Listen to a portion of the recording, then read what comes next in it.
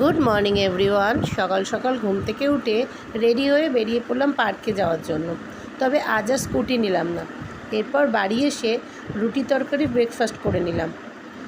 সোজা চলে গেলাম রান্নাঘরে, কিছু ভেজিটেবলস কেটে মাকে একটু সাহায্য করে দিলাম। এরপর মা বানিয়ে নিল ফ্রাইড রাইস আর চিকেন কষা। আজ মা চিকেন কষাটা একদম অন্যরকম বানিয়েছিল। অন্যদিকে আমি চলে আসলাম একটু রূপচর্চা করতে। প্রতি রবিবারই এটা আমি করি।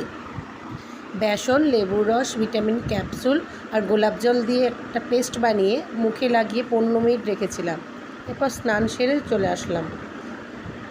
প্রতিদিনের মতো পুজোর ফুল গুছিয়ে পুজো সেরে নিলাম। তবে আজ দেখো আর থালার ওপর গ্লাস দিইনি। আগে জানতাম না দিতাম, এখন থেকে আর দিচ্ছি না। একটা দাদাভাই কমেন্ট করেছিল তারপর থেকে। যাই হোক, এরপর দুপুরবেলা লাঞ্চ সেরে নিলাম ফ্রাইড রাইস, চিকেন কষা, মিষ্টি দিয়ে। আজ মা চিকেন কষা